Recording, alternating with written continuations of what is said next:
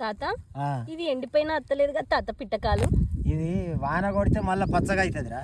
అదే కానీ గట్టిగా ఉన్నది తాత. ఇది ఇప్పుడు రాదు, ఇప్పుడు గట్టిగా ఉంటుంది. అబ్బో భలే గట్టిగా ఉన్నది. కానీ ఇప్పుడు ఇది చచ్చిపోయింది అనుకుంటాను నువ్వు. వాన కొట్టిందంటే మళ్ళీ పచ్చగా వస్తుంది ఇది. ఇది పొగేసుకోండి కదా తాత. ఇది చిన్నపిల్లలకు మన ఇంట్లో పొగేసుకుంటే మంచిది కాదురా. ఏది గాలి ధూళి ఏది ఉండదు, మంచిగా న్యాచురల్ గా దొరికేది. ఇప్పుడు మనం కొనేది కాదు కదా ఇక్కడ. అవునవును. ఇప్పుడు ఎవరైనా ఇంట్లో చిన్నపిల్లగాళ్ళకి కానీ ఇంట్లో కానీ వేసుకుంటే ఇంట్లో ఉంటే మనం బొగ్గులు చేసి కూడా పొగేసుకుంటే మంచిది కాదురా. పిట్టకాలు సిటీలో మొత్తానికే దొరకదు. మరి ఎవరికైనా కావాలంటే పంపుతావా? పంపుతారా. బాగున్నది కదా మన దగ్గర ఉన్నది, పంపుతా. కానీ అడవికి వచ్చి తీసుకోవాలి మనం. అడవికి వచ్చి ఇక ఇప్పుడు గిట్లనే అడవికి రావాలి. అత్తనే దొరుకుతుంది మనకు, ఊళ్ళో దొరికేది కాదు కదా. అదే బండల మీద అట్లా ఇట్లా ఉంటది.